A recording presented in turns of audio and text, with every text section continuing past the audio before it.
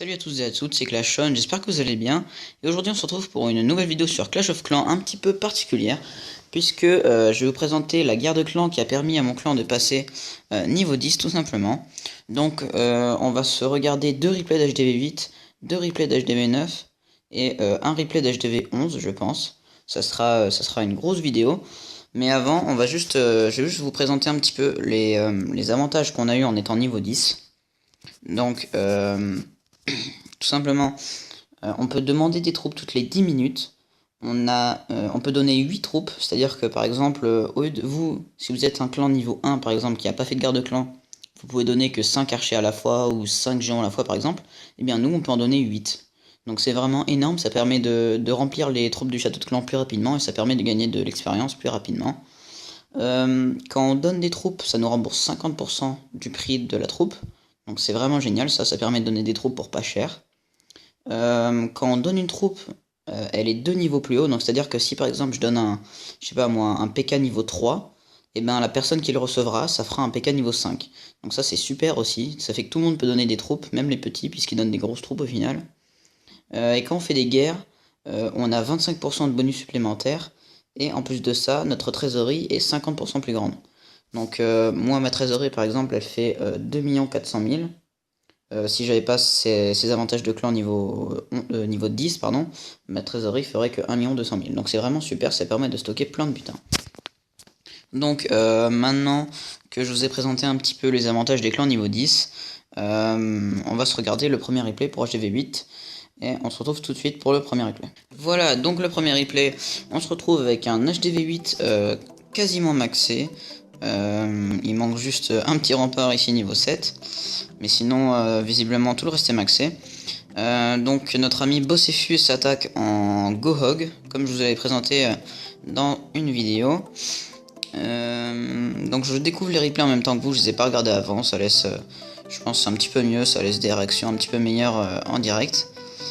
Donc pour l'instant ça se propage bien, il y a beaucoup de sorciers derrière là qui ont perdu jusqu'à la moitié de leur vie, donc on va voir comment il fait. Il met toujours pas de sort de soin, donc ça y est, il a balancé les cochons. Donc à mon avis les sorts de soin vont bientôt être mis. Il avait des cochons niveau 6 dans son château de clan. Donc voilà, le premier sort de soin est déployé. Ça va permettre de soigner les cochons qui viennent de se prendre une bombe géante, ça c'est super, c'était bien anticipé. Il y a pas mal de cochons qui ont sauté sur un piège à ressort. Le deuxième sort de soin est déployé. Il reste plus qu'une tour d'archer, une tour de sorcier et un canon. Et il lui reste une bonne dizaine de cochons, donc ça va largement faire l'affaire. Je pense que son seul ennemi ça va être le temps, parce qu'il reste qu'un sorcier qui est clean en bas, c'est pas énorme. Il lui reste pas beaucoup de chevaucheurs. Donc on va accélérer la fin parce que c'est le nettoyage et on a beaucoup de replays à regarder. Donc on va accélérer un petit peu. Donc ces cochons se dirigent sur la droite du village. Il reste beaucoup de bâtiments à gauche, hein. Je sais pas s'il va avoir le temps. C'est bon, les cochons font demi-tour, ils reviennent. Une chance pour lui, il n'y avait pas de cabane dans les coins du village. Donc bon, c'est vrai qu'il lui reste des cochons niveau 6, mais là je sais pas ce qui s'est passé. Les cochons ont oublié la cabane d'ouvrier ici. Donc ouais, si 10 secondes ça va passer. Donc les cochons reviennent sur la cabane d'ouvrier, ça c'est un peu débile quand même je trouve. Et voilà, 3 étoiles de notre ami Bossefus. Donc très belle attaque sur en plus un numéro plus haut que lui puisqu'il est 23ème et il attaque le 21ème. Donc belle attaque, bravo. On se retrouve pour le deuxième replay. Ok, donc le deuxième replay c'est le clan ennemi qui nous a attaqué sur la base de Samrat. C'est un niveau équivalent puisque c'est leur 21ème qui attaque notre 24ème. Donc visiblement il attaque en Go Wipe HDV8 cette fois. Il déclenche le château de clan. Je vais essayer de vous faire les replays les plus variés possibles avec le plus de stratégies différentes possibles. Donc là il a sorti le château de clan, il y avait 20 archers dedans. Donc généralement on met des dragons dans les HDV8 mais là il y avait des archers. Je pense que c'est avec le sort de poison, les changements qu'il y a eu, c'est peut-être mieux de mettre des archers. Donc il va s'en débarrasser très bien et très vite avec des sorciers et un sort de poison. Et il a lancé son premier golem. Il a lancé un deuxième golem sur la gauche pendant que je regardais pas. Et puis un PK niveau 5 et le roi au milieu. Il envoie un deuxième PK derrière le golem. En fait ça va aller vers le centre en suivant les couloirs des murs. C'est un village un petit peu particulier, j'avais jamais vu ce style de village. Et en même temps que les golems et le PK vont rentrer au centre, il y a le roi des barbares et l'autre PK qui vont rentrer au centre eux aussi. Il restait quelques troupes du château de clan, il a pas pu de déclencher, mais c'est pas ça qui va gêner les sorciers et le roi. Hein. C'est un petit peu mal parti pour Samrat là, parce que il prend un peu cher, hein, on peut le dire. Donc il reste le roi au centre avec une bande de sorciers. Le PK niveau 5 s'est fait démonter par les Tesla. Ça c'est plutôt bien. Mais les Tesla se font agresser. Il reste plus de Tesla, il reste plus que 2 tours d'archer et un canon, c'est pas bon du tout. Avec une grosse masse de sorciers à gauche qui arrive avec encore un PK. Donc ça sent pas bon. Plus que 2 tours d'archer. Le dernier cochon vient de sauter. Il y a une tour d'archer qui tape sur le roi, mais le problème c'est que le roi est soutenu par 2 sorciers. Donc je pense que ça va permettre d'aller chercher la dernière tour d'archer. Ah non. Donc les tours d'archer on peut se débarrasser du roi et des 2 sorciers. Mais là il reste 5 sorciers, un PK, ça va pas pouvoir le faire.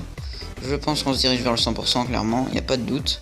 Même s'il n'y avait pas de PK devant les sorciers auraient détruit la tour d'archer sans problème. Donc là, voilà, la dernière tour d'archer détruite, 96%. Ça va être le 100% sans problème. Voilà, donc 100%. Ah non, il restait une cabane d'ouvriers, pardon, excusez-moi. Ça fait quand même 100%. Donc encore 100% d'HDV8 contre un HDV8. On va passer au replay d'HDV9 maintenant. On se retrouve tout de suite pour le troisième replay.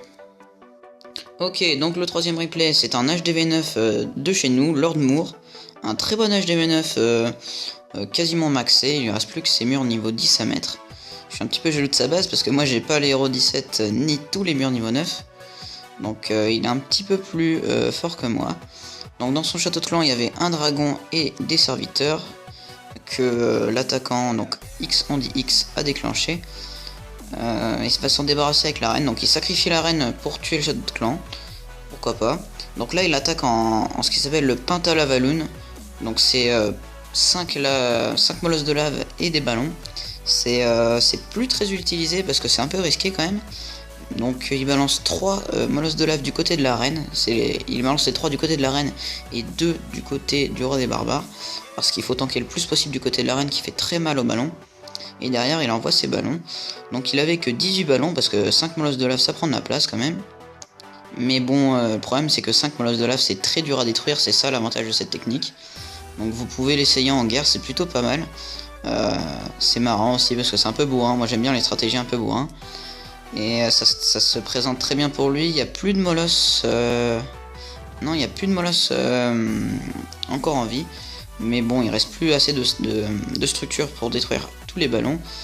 Donc le clean va se faire tranquillement avec les lava pop qui sont sortis du molosse de lave. Qui nettoie en haut, en bas, à gauche, à droite, partout. C'est ça qui est génial avec cette stratégie, c'est que vous n'avez pas besoin de serviteurs puisque les lava pop nettoient tout. Et donc ça va être un 100% très joli. Ça faisait longtemps que j'avais pas vu cette stratégie en guerre. C'est assez étonnant. Mais bon, comme vous le voyez, ça fait 100% sans problème. Il lui restait pas mal de ballons. Son roi full vie. Donc essayez là si vous voulez. Et on se retrouve pour le 4ème replay tout de suite.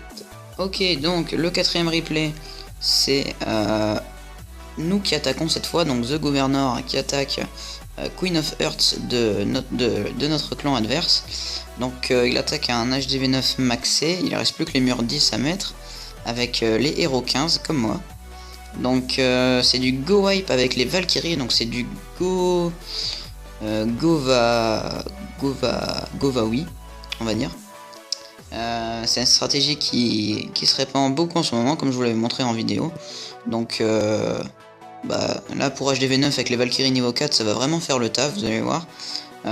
Essayez vraiment les Valkyries en ce moment, c'est la troupe du moment à essayer.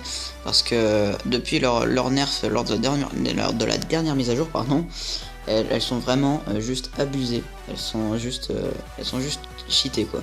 Donc essayez-les, pardon. Donc ça se passe très bien, il a déjà nettoyé, il a fait 57%, il lui reste un gros groupe de Valkyries à droite, un groupe de Valkyries en haut, et il reste un groupe de Valkyries en bas qui s'est fait défoncer. Faut dire, il a les héros 30 quand même, donc ça aide pas mal. Il y a la reine 30 qui est encore full life sans avoir utilisé son habilité, donc ça va aider. Donc Il reste plus beaucoup de structures défensives qui puissent faire mal. Il reste un canon et 2 tours d'archer. Le reste, la reine, elle s'en moque un peu. Donc elle détruit le dernier canon. Les Valkyries font le clean sur le côté. C'est ça qui est pas mal. C'est que les Valkyries permettent de cleaner en même temps qu'elles occupent les défenses. Ah non, il reste un canon, je l'avais pas vu ici, sur la gauche du village. La reine va finir les défenses par l'intérieur, pendant que les archers et les Valkyries finissent le clean par l'extérieur. Donc c'est une belle association. On va accélérer la fin. Il a même pas eu besoin d'utiliser la puissance de sa reine. Il va peut-être devoir le faire maintenant, voilà, pour se débarrasser de la tour d'archer. Et voilà, un 100%... Pourquoi il reste 30 secondes? Ah, il reste une cabane dans l'écran. Faites très attention dans ces cas-là, si vous pouvez mettre un ou deux archers pour regarder, parce que là, s'il avait mis un archer, il n'aurait pas eu ce problème. Je pense qu'il a dû stresser un peu au niveau du temps, mais ça passe très bien quand même. 100% GG. On va maintenant passer aux HDV11. Voilà, donc c'est le premier de mon clan, donc Slargmid, qui est en titan, qui attaque l'HDV11 d'en face, simplement. Donc il attaque en Valkyrie lui aussi. J'ai essayé de vous mettre le plus de stratégies différentes possible, mais vraiment cette attaque elle était vraiment trop belle, vous allez voir pourquoi. Donc ces Valkyries se dirigent au centre, avec un sort de gel. Là je pense qu'il aurait dû essayer de protéger les Valkyries un peu plus, parce que elles se sont trouvées vite à découvert en fait, parce que les héros ont tourné, et ils ont arrêté de protéger les Valkyries, et il a mis son grand gardien beaucoup trop tard. C'est ce qui va lui coûter très cher je pense, vous allez voir. Donc il reste... Enfin, les Valkyries ont quand même réussi à détruire l'hôtel de ville, c'est le point positif. Il reste le roi et la reine. Ah, excusez-moi. Donc, il a utilisé l'habilité du grand gardien, celle de son roi. Il lui reste encore celle de sa reine, on est à 45%. Là, on a tous stressé quand on regardait en live parce que on voulait qu'il fasse le 50. A priori, 46%, 48%, c'est bien parti, sauf que la reine va taper l'Arc X. Regardez. La reine focus l'Arc X tout simplement et focus l'usine de sort. C'est ça qui va nous coûter la victoire parce qu'elle aurait pu détruire l'usine de sort et faire le 50%. Mais elle va pas le faire. Et donc c'est une attaque qui se finit à 49%. Je suis désolé, j'avais pas de replay à 100% pour HDV11. C'est assez rare quand même qu'on en fasse. Mais ça restait quand même une très belle attaque. Donc j'espère que cette vidéo vous aura plu, que cette guerre de passage au niveau 10 vous aura plu. Et si c'est le cas, n'hésitez pas à liker, commenter pour me dire si vous voulez d'autres choses, d'autres sujets de vidéo. Et à vous abonner. Et moi je vous dis à bientôt, c'était Clashon.